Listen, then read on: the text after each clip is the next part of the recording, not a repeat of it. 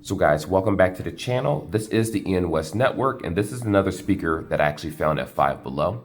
I figured because of the quality of the way that it looked, I wanted to share it with you guys. So I think this was about $8 to $10. I forget, but I'll put it in the description if I'm able to find it on the actual website itself.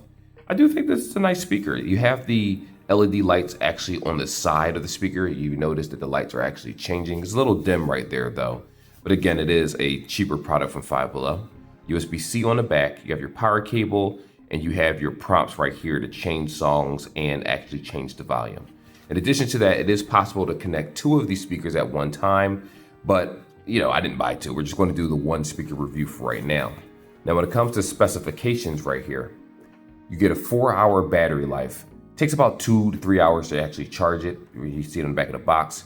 Bluetooth range about 32 feet. That's the normal range, Bluetooth 5.3. It does have a radio. The TWS mode is what I just talked about, where it can connect to multiple devices. And lastly, it comes with this USB-C cable right here. But if you already have one, you're pretty much good to go.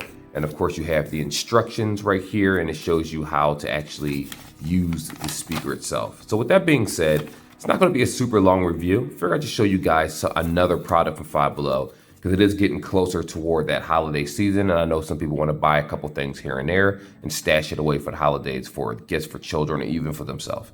Anyway, let's get right into this review. Timestamps are in the description. Let's not waste any more time.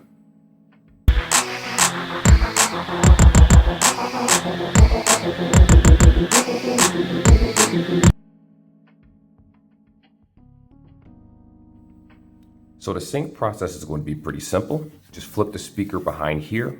This is the power button. Hold it for a couple seconds. Here you go. It's powered on right now. So you just give it a couple seconds and it's automatically going to put itself in pair mode. So from here, we're just going to go to the settings of whatever Bluetooth device you're using, whether it's an iPhone, a MacBook, PC, Android, et cetera, that type of thing, Steam Deck. And we're going to look for the speaker right here. So it's going to be the SP0267 speaker. Go ahead and press pair. There we go. And you're connected to the speaker. So just follow these simple instructions, and that is how you connect to the speaker. Now, there's one more thing that we need to talk about. For Android users, you hit the little cogwheel, like I'm using a particular device. You can actually forget the device if you want to give it to someone else and for them to sync it. Or if they're out of Bluetooth range, out of that 30, 40 foot range or so, this headset will automatically put itself back into pairing mode, and then the next person can actually use it. So just kind of keep that in mind. So just in case you're wondering, this is fabric on the front of the speaker, and I think it actually feels pretty nice. I like Stitch's face. It's one of the reasons why I actually purchased it. Now you do have the LED buttons on the side right here. As a matter of fact, let me turn the light up real fast so you guys can see the LED lights. It doesn't seem to be a color changing mode. Like, it just does it on its own. It's going to glow like this. Now, if for any reason you decide you want to turn this off, on the back of it, see this power button right here? Just double tap it and it'll actually turn the LED lights off. And if you double tap it again, it'll turn it back on. Now, of course, you do have the functionality on the back also, which is to pause play right here. Plus minus has two functions also. So if you press this, it'll pause the music, it'll play the music. Pretty self-explanatory. This also doubles down as a power button if you hold it for a couple seconds. Right here with the plus button, if you tap it once, it'll change the song depending on the type of application you're in. And if you hold it, it'll change the volume up. Same thing over here. If you hold it, it'll change the volume down. And if you tap it, it'll change the song. So more so people using like Power Amp, Samsung Music, Apple Music, like with the applications where you actually own your music, it's better with those types. It may work a little bit differently if you're using a streaming service. But for the most part, I think this is a pretty solid looking speaker. I actually like the way that it looks right here. Of course, you do have a radio mode also, but I want to leave that a little separate so that you guys can see it for itself. But if we're just talking about the Bluetooth itself, I think it looks nice. You could definitely tell that it's not the best craftsmanship. Like you can see the seams right here. It already came with a scuff, some little marks here and there, but that's just me pretty much nitpicking. When you go to Five Below, you're not exactly going to get the highest end of specifications for products, but I do still think that it looks nice anyway for the asking price. So with that being said, let's kind of move on to the next feature.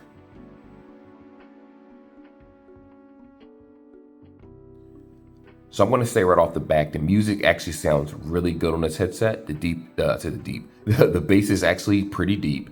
And I'm not going to say it rumbles, but you can definitely hear the quality. Now I'm going to play Warzone. I'll play two songs, Ice and Fire and Warzone.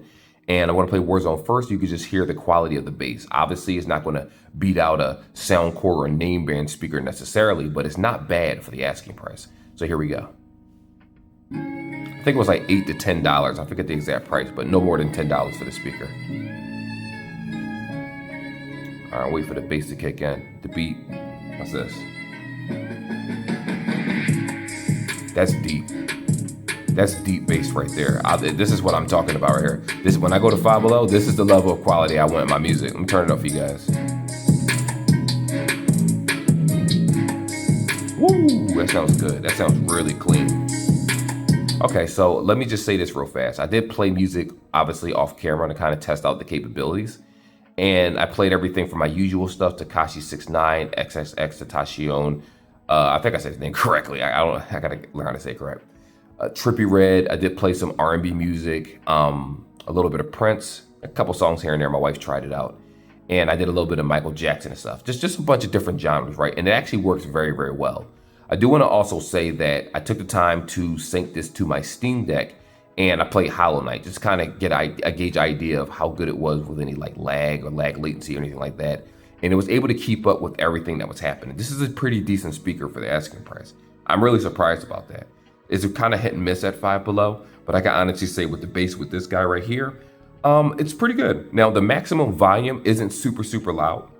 If you're in a room by yourself, you'll be fine. If you have multiple people, like a 3 or 4 people crowd having a conversation, you can still hear the music, but I know your voices are going to kind of drown it out in the background depending on where the speaker is sitting. But so far, still good. I want to play another song for you guys, Ice and Fire, and I want you to hear the vocals, just like a combination of different instruments and stuff. Here we go. Turn that down a little bit. Sounds good. It's clean, man. This sounds really good. It doesn't sound clouded. It doesn't sound muffled at all. It's very clear. I can hear the instruments.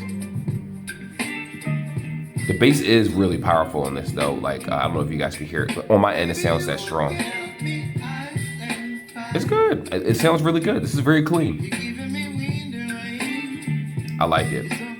Yeah, I definitely like this. It's clean. The audio is clean. I could hear the instruments playing in the background just fine. When I turn it up between, you saw it at 100%, and I turn it down between like maybe 70 to 100%, it doesn't break up. Normally with cheaper headphones or cheaper earbuds or speakers in general, as you turn it up, the music suffers. For this particular one, it did not. It actually stayed clean. It's like, I'm super surprised about that. Very, very surprised. This is a good speaker. You know how sometimes you come across stuff at a store for a dirt cheap price tag, and you end up liking it. That's how I feel about this speaker right now. I did not have super high expectations initially when I first heard it, but I did understand that because it was like a Lilo and Stitch thing, a Disney thing, and they stuck their name on it, that they're going to at least put decent speakers on it. Like you can tell based on the packaging in the box that this was going to be quality sound. I couldn't guarantee it, but it was just, in the back of my mind, that's how it was going to be. And I'm not disappointed at all. So for the person out there looking for this for a gift for someone that likes Stitch, I do believe that this is a very good speaker. Something tells me that it's not going to be many in the store. So if you happen to see one, just pick it up. Like I said, I think it's about $8 to $10 or so, which won't break the bank. You can just throw it in a closet, keep it for yourself, for a collector, however you choose to do it. I think it'll make a really good gift, like an add-on if you're doing like a basket for something for somebody. But anyway, let's move on to the next section.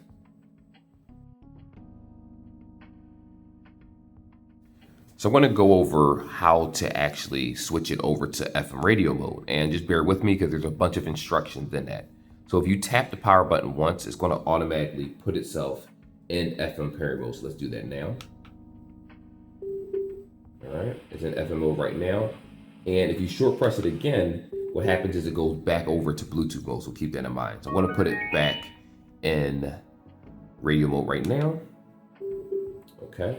Now, and that you hear this, if you long press the pause or play button, it's actually going to start auto scanning. So I want to do that. There we go. It's going to search for the stations now. Now, if you hold the play button again, what's going to end up happening is it's going to stop the scanning process, but I'm just going to let it go through the scanning process right now. And while it's doing that, there's some more functionality in case you're wondering.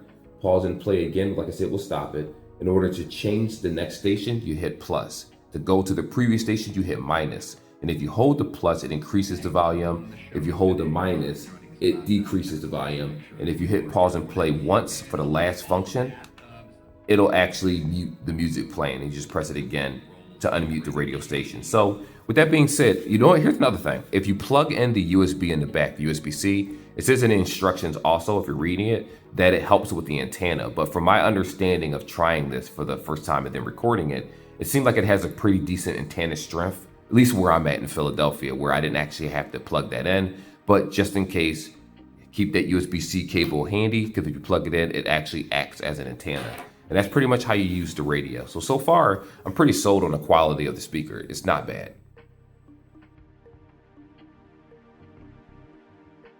So to answer the question of whether this is worth it, yes, I do believe it is. And I'm going to give you a couple reasons why. Now, apparently you can hook up this to 2 of these if you buy 2 of them. And it gives you instructions in order to do so. But maybe I'll make that another video of this one, if people actually want to see that. Let me power this off right now. Okay, so you do have the RGB lights right here. I showed you guys how to turn them on, how to turn them off, which is a cool little additional feature, especially in the dark. The design is stitched, so for people that know about Lilo and Stitch, this isn't bad. Plus, someone might get it as a collector. You never know. Like, I think this is pretty cool, right? When it comes to music quality, it actually sounds really good for a speaker. It's not the loudest speaker out there, but it does sound pretty good. And if you was to connect this to another one of these with the quality of bass that it has right now, I know this is going to sound really good. It's definitely worth it in my opinion. I'm probably going to do a video buying another one and connecting it for people that actually want to see that. But something tells me it's going to be a pretty pleasant experience because I liked it as a solo speaker. Now, battery life is only 4 hours, 3 to 4 hours, if you listen to it about 80 to 100%. And it takes about, let me just double check. I don't want to get the information wrong right here. 2 to 3 hours to charge, which is crazy. But I mean, it doesn't have fast charging or anything like that. And if it only has a 5 volts that's going through it, that's why it takes so long to charge. Bluetooth 5.3, you have a radio mode that does work. Now, keep in mind, when I first unboxed this at home, the radio worked perfectly fine. And now I'm sitting in an office at work, just kind of doing this on my free time. And what's interesting is that other speakers that I actually reviewed that had FM radio didn't sound that good in the same location. But I'm assuming however they made this in terms of quality, it worked without me having to put the USB-C into it as an antenna. But you may need it depending on where you are. But the point is that I feel like they use better quality to actually make the speaker because Disney wanted, this is a brand, Lilo and Stitch, Disney and stuff. So they wanted to at least give you a decent enough speaker for the asking price. Now at Five Below, I do apologize. I lost my receipt. So I believe it was $8 to $10, more likely $10 because of the name. And that's more than reasonably priced for something like this. This is actually a really good gift. The quality of sound is good. I like the way it looks. It's a solid speaker. And if this looks like it could take a hit. Like if you drop this, I don't think it's going to break right away. I doubt it's much inside the speaker, for being honest.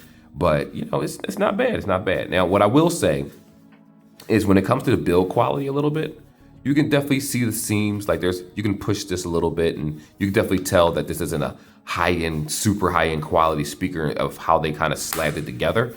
But that's not what the person that you're going to buy this for is going to care about. Like they're just going to like Lilo and Stitch. They're going to like the speaker. It works. It works with a Nintendo Switch. If a person wants to just have it next to them, it works with a Steam Deck. It works in a lot of scenarios. And again, I do suggest it. I'm basically rambling at this point. But anyway, like and subscribe like always. I'll see you guys in the next video. Till then, take care, peace, and God bless.